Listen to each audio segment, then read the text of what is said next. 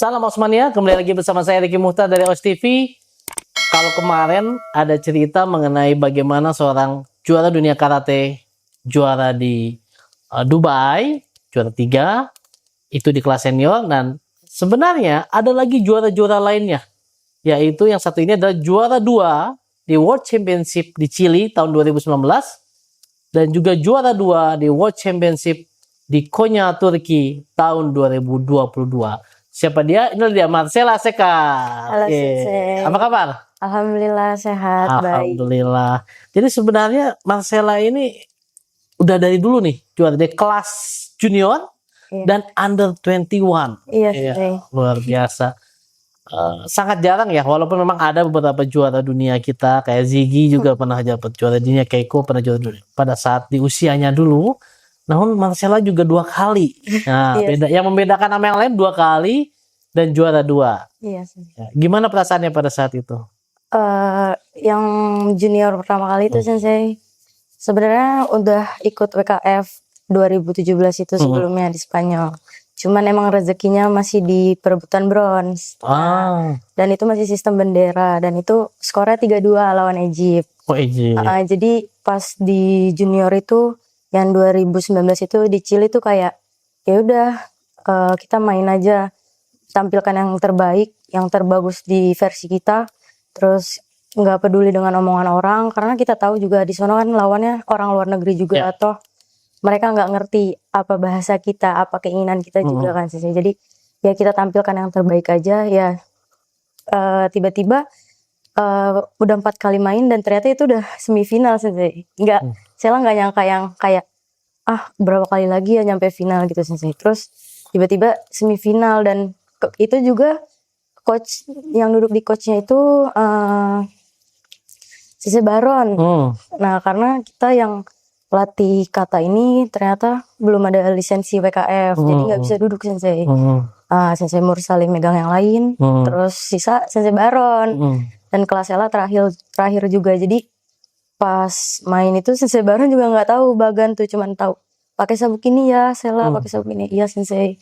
Ternyata pas udah 4 kali main dah itu semifinal Sensei. Tiba-tiba loh kamu masuk final.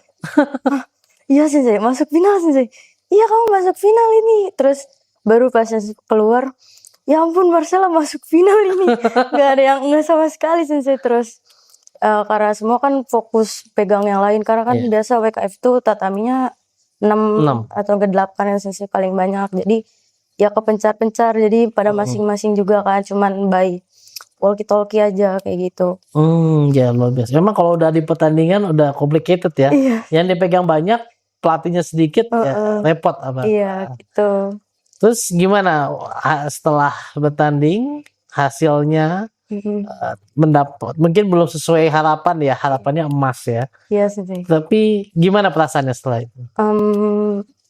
Perasaannya bangga sih saya, bangga banget karena sebenarnya kan udah pernah ikut WKF kemarin yang emang bener kayak kita mainnya nothing tulus aja gitu loh. Jadi kayak berekspektasi kayak juara alhamdulillah tapi tampilin yang terbaik gitu loh. Biar orang yang nonton kita juga oh kita nih ada usaha untuk bermain di WKF ini gitu. Terus ya nggak mau mengecewakan para pelatih sama pengurus juga kan sih gitu. Terus ditambah pula Sela itu waktu 2019 itu ya satu-satunya lah, maksudnya penyelamat tim Indonesia gitu karena yang dapat juara cuma Sela aja. Cuma Sela saja. Wow. Sebenarnya Indonesia ini tantangan pertamanya itu udah berangkat dulu. Kalau udah bisa berangkat, ini kan Chili ya. Chili apalagi yang saya tahu pada saat itu lagi kerusuhan ya. Iya lagi krisis ekonomi. Krisis ekonomi. Ada hal menarik di situ, boleh ceritakan? Kita sebenarnya kan hampir 2 hari ya penerbangannya kalau dihitung karena Indonesia itu lebih cepat daripada waktu yang di Amerika Serikat. Nah terus pas sampai kita di Brazil sebenarnya kita juga kesusahan waktu X-ray. Kenapa? Karena kita tuh tim ya Sensei, jadi kita diwaspadai banget gitu Sensei. Karena mereka tuh lagi demo.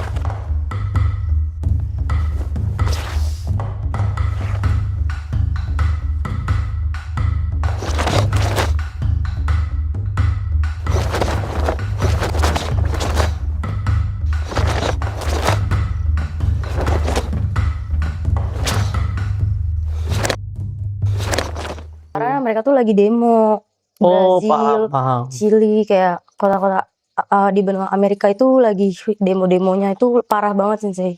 Mm-mm. Kayak semua fasilitas rusak, penjarahan kayak gitu-gitu loh, Sensei. Wow. Jadi mereka ketat banget pas di Brazil itu. Udah di imigrasi, untungnya lewat juga kan Sensei. Nah nyampe Chili itu kita nggak bisa keluar Sensei. Kita harus nunggu jam malam itu selesai. Jadi ternyata karena banyaknya demo di mana-mana tuh Sensei, jadi seluruh wilayah Chili itu diadakan jam malam. Jam malam itu baru selesai di jam 7 pagi. Dan kita itu nyampe jam 4 subuh Sensei. Kita harus Nunggu di bandara ya? Iya, nunggu di bandara dengan kondisi yang masih dingin Sensei. Maksudnya abis winter, jadi masih dingin banget di situ. Terus ya kita nunggu di luar, bukan luar sih Sensei. Jadi kan ada perbatasan dengan pintu luarnya bandara gitu. Itulah Sensei. Ya, banyak cerita ya. Iya. Perjalanan, tapi alhamdulillah Iya. lancar dan pulang pun bawa oleh-oleh, Alhamdulillah. bawa medali. Iya. Mas Yala, yang saya dengar itu kamu tuh dulu bukan atlet kata loh. Kalau tadi kan juara ini 2 kali kata individu putih semua ya. Iya. Nah, kamu pernah kata bergu nggak? Bergu, so far belum pernah. Belum pernah Sensei. kata Iya. bergu ya. Jadi semua kata individu terus. Iya, individu. Oke. Kalau gitu bagaimana dengan sebelumnya? Kamu mulai karate tahu usia berapa? Usia 8 tahun. 8 tahun. Iya. Waktu itu latihannya fokusnya apa?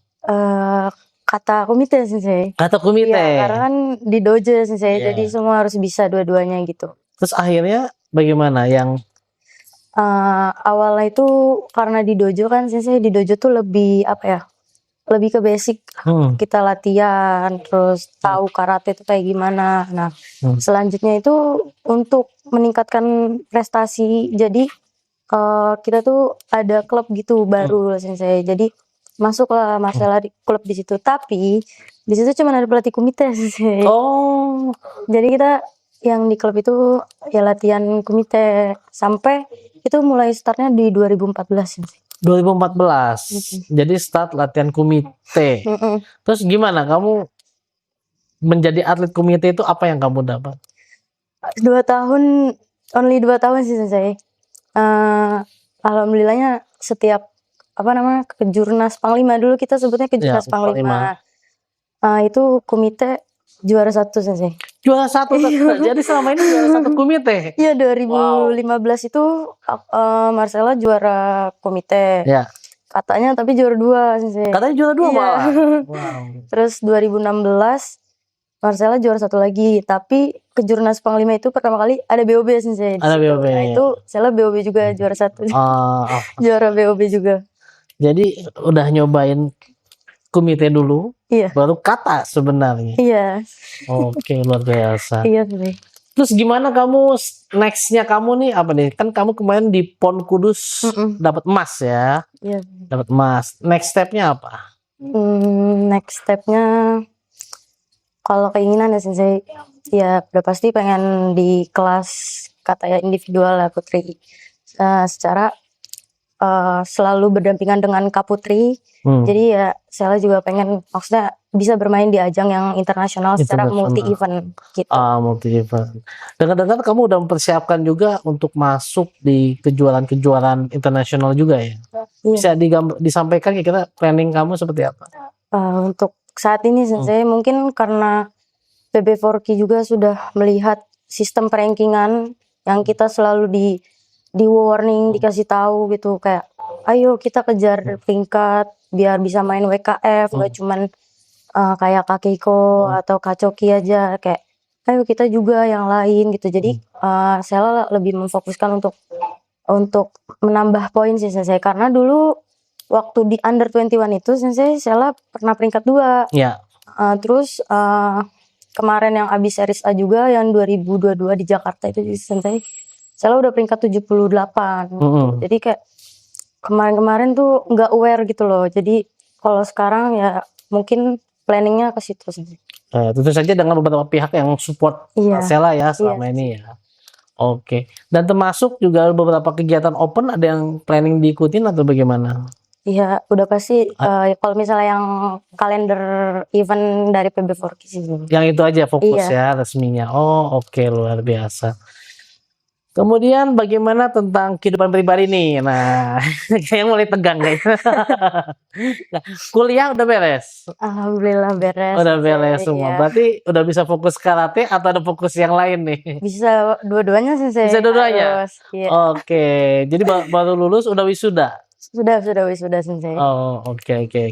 Nah, saya dengar katanya Marcella ini ya karena kebutuhan latihan yang tinggi, akhirnya rumahnya pun dijadikan dojo ya. Iya Sensei. Boleh cerita nggak kenapa gitu? Gimana?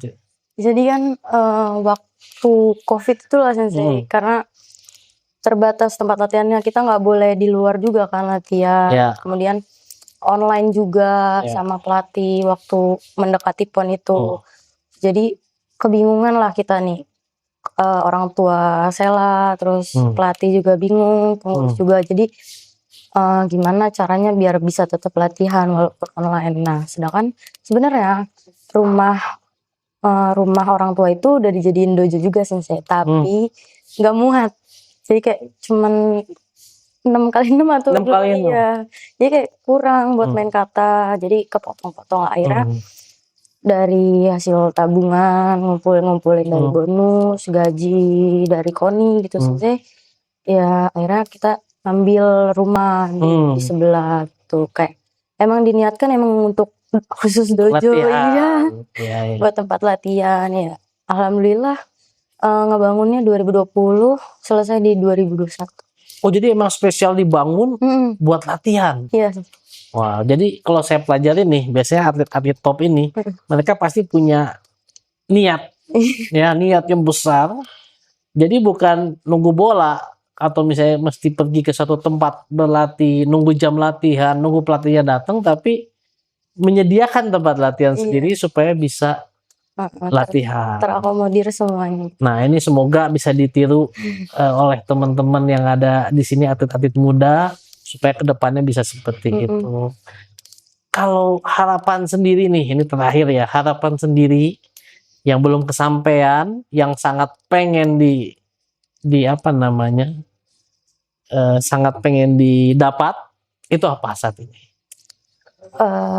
Yang pasti ini sih saya jadi pemain inti dalam timnas, karena selama ini juga kan saya bersyukur masuk timnas juga, maksudnya saya masih masih kurang lah dengan Kak Krisda itu pengalamannya banyak, saya akuin juga, terus lebih apa ya Sensei, lebih masanya tuh lebih pas gitu loh dengan umur yang segitu juga, jadi kayak oh iya Sela juga harus legowo gitu Sensei. Jadi kayak kita fair aja, kita latihan bareng dengan teknik kita tunjukkan aja yang terbaik selama di pelatnas, walaupun ada lapis 1 atau lapis 2 gitu Sensei. Nah, cuman ya emang keinginan juga pasti ada lah Sensei, jadi kayak pengen jadi tim inti juga. Oh, oke. Luar biasa ya, itulah. Jadi kalau anda-anda yang di sini mungkin masih kumite kata, mungkin merasa oh kalau di komite berprestasi bisa jadi kata prestasinya. Iya benar. Itu pula sebaliknya, karena karate ini kita bisa pikiran luas ya, nggak hanya kata doang atau komite doang. Oke, kalau gitu terima kasih Marcella atas kehadirannya di sini jauh-jauh dari Serang. Iya, dari Serang.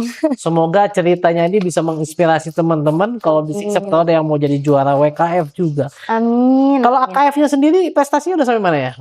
AKF komite Sensei. Komite ya? Iya, waktu 2016 di Makassar. Oh, malah pas AKF-nya komite di Makassar. Ya, saya ingat banget itu. Kalau katanya malah WKF langsung nuncal. Oke, sukses selalu Marcella. Terima kasih atas kedatangannya. Bagi Anda jangan lupa like, comment, dan subscribe. Stay safe and healthy. Os.